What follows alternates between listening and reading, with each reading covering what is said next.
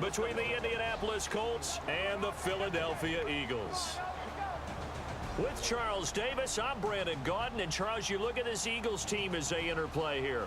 They were winners last time out, so they'll be looking, Charles, to make it 2 in a row. And what I enjoyed when I watched their game tape and their victory last week is they put it together in every phase. Good offense, good defense, and some key plays.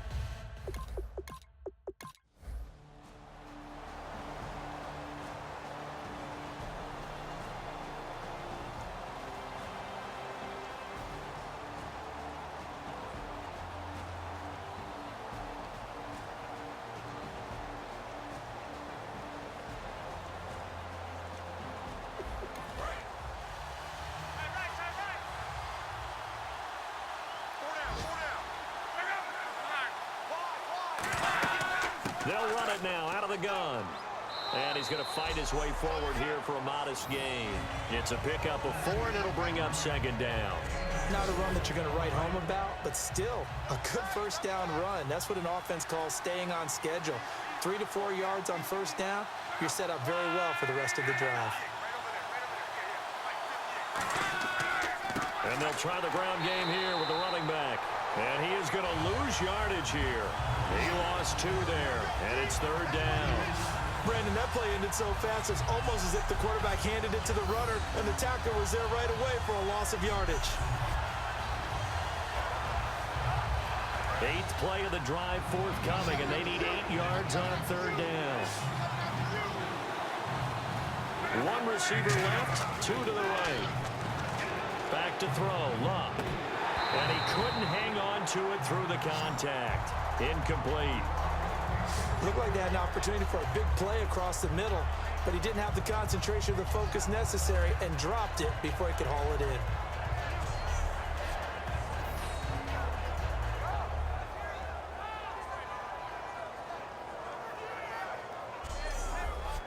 So on now comes the kicker. It's Jason Myers.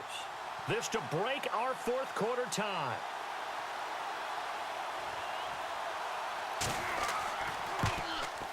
And Myers able to knock it through, and that will break our tie and give them a 3-point lead. So the drive here ends with a field goal, and that does give them the lead, but this one is still a long ways from over. And you love to be able to look up at the scoreboard and see that you're out in front, but then you take one look across the field and see that offense is raring to come back out, and you think, I don't know that field goals are going to be enough to get us home. And they will not get a chance to return this one as it's through the end zone for a touchback. The Eagles offense now gets set to head back onto the field. And they're going to need another score. Got one last time, but still down here. When you're playing catch-up, every possession becomes crucial, doesn't it? It's vital. Get back out on the field, punch in the end zone again. They know it's not easy, but what they do have going for them, they did score the last time. They think they've got a good formula working. And what about the defense? Well, now you're just saying to yourself, okay, we gave up a score last time. What adjustments do we need to make to slow them down now and get the ball back for our own offense? Is it more pressure? Is it more zone? What do they have to do? They're trying to figure that out themselves. We'll see if they can figure that out right here. And there's a completion to the tight end. And look at the size of these players nowadays. At that spot, 6'4", 6'5", and up. A lot of guys used to be basketball players, somehow came back to football. That's really good for the game of football. You're getting better athleticism, great hand-eye coordination, guys who know how to control their bodies when they run their routes. It's a gain of 21 that time. And it'll be 1st down Eagles. And he continues to pile up the yardage. That puts him over $150 now. And this defense has really had its problems trying to keep him contained.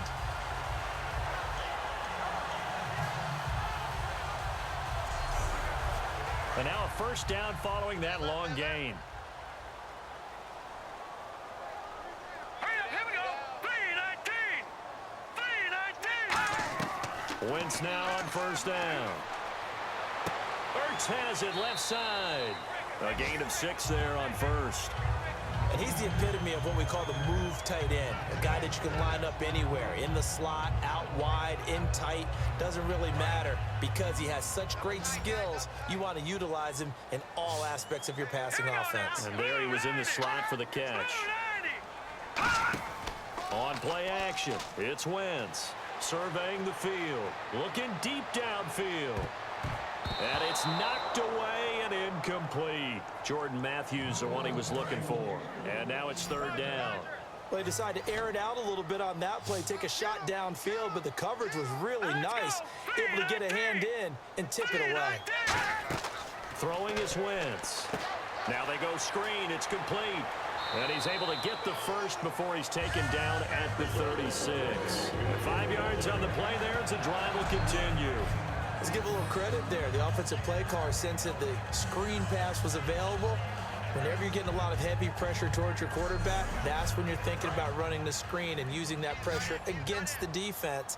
And it worked very well there for a first down. Now a play fake here on first down. He's going to go for a big play downfield. And it drops down incomplete. Thought he might have had it. Instead, second down. And when all else fails as a defender, when you're not there in the coverage, your best friend is exactly what we saw there. A big play shot taken by the offense. Unfortunately, it ended in a big drop. And he's got his man on the comebacker. And he goes out of bounds inside the 10 at the 9. A very solid gain of 27. And another thing that makes the comeback route really effective is that oftentimes after you've made the initial move, receivers breaking away from the defensive back, and that makes it a really tough play to defend. A nice chunk of yardage picked up there.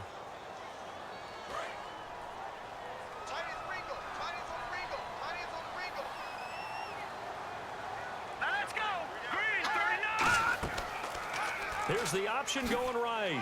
And he stopped immediately there. It's a gain of a yard, and it'll set up second and goal.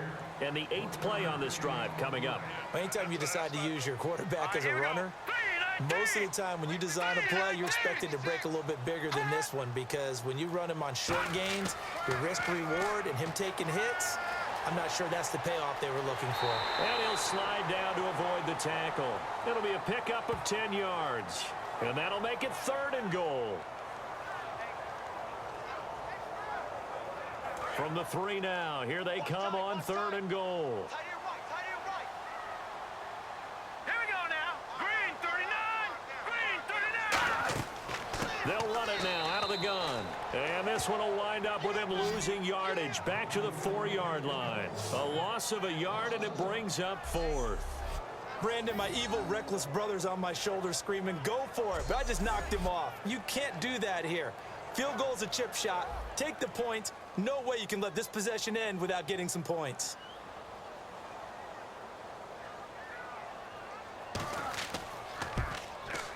And Nugent puts it through. And in the 4th quarter, this game is tied. Well, you talk about clutch right down the pipe, and this game's all even here in the 4th. And he didn't leave much doubt there, did he? Good snap, good hold, and that one was dead center. Set to go now with the kickoff. These two teams all even again as we continue in this wild 4th quarter. This will be taken about the 12. And he breaks it all the way out to the 38-yard line. Great return. Here comes the Colts offense now as they make their way onto the field. And after the field goal last time, we'll see what they can get here. At least they got points out of the last drive, Charles. I never met an offensive coach that didn't want to drive to end with a kick. Most of them wanted to end with a PAT, right? In this case, a field goal, they'll take it. Way better than the alternative, which is a punt. Yeah, but you met fan bases that wanted that weren't happy with that field goal. It's caught inside the 25. Touchdown, Indianapolis. A big play there with his 2nd touchdown of the game and 5th on the year. And the Colts have broken our tie as they take the lead. I know we often laugh, and sometimes we even exalt the guys who are great trash talkers and give us some really funny lines. But the bottom line is absolute production on the field. His 2nd touchdown of the game, and they lead. And now they'll be looking to their defense to preserve that lead. And they will take a 7-point lead now. Well, the offense wasn't out there for a long time, but they were out there for a good time. One play, and they're able to hit pay dirt.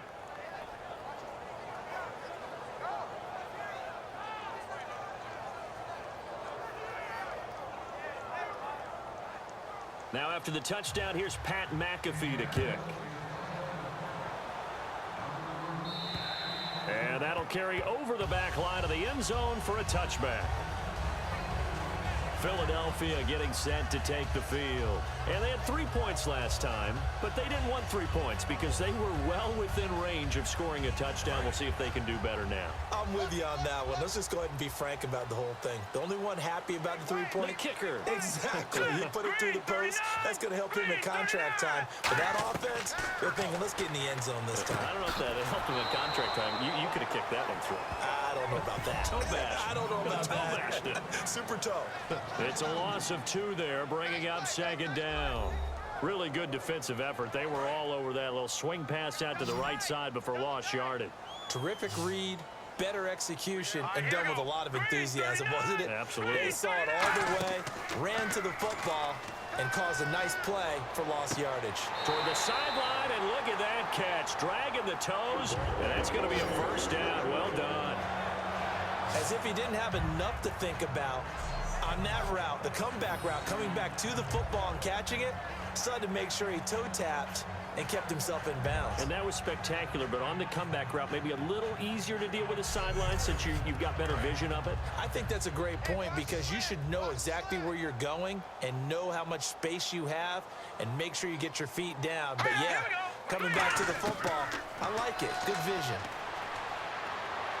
And, a crusher there as it's intercepted. A great read, and it's picked off. And they'll take over inside the 45 at the 44-yard line.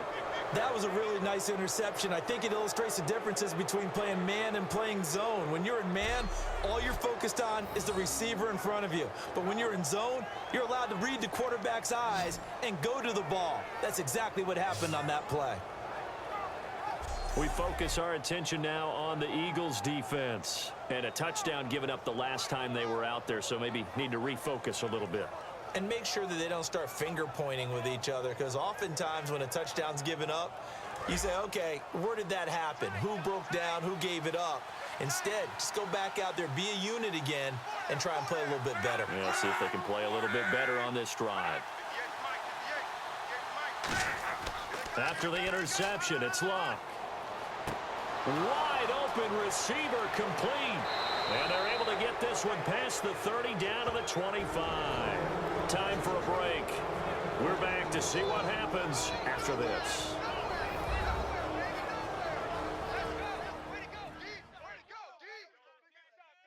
So the Colts in possession of the football as we get you reset.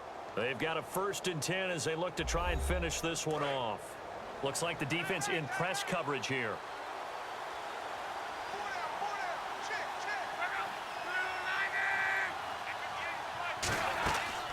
They'll run it now out of the gun.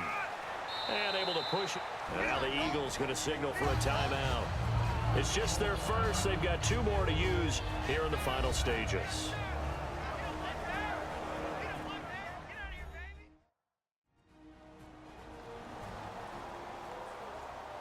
So a defensive timeout, chance to regather, regroup, and get set as we resume action.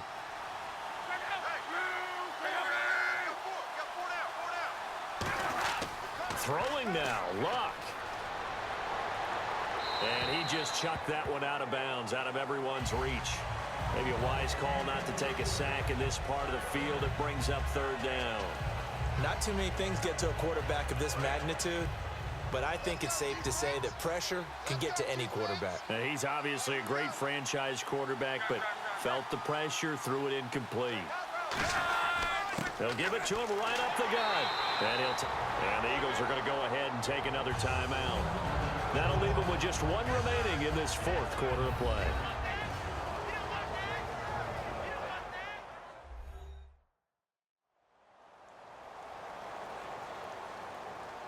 The defense, they got a little bit of a breather. Now they're back and set as we resume play.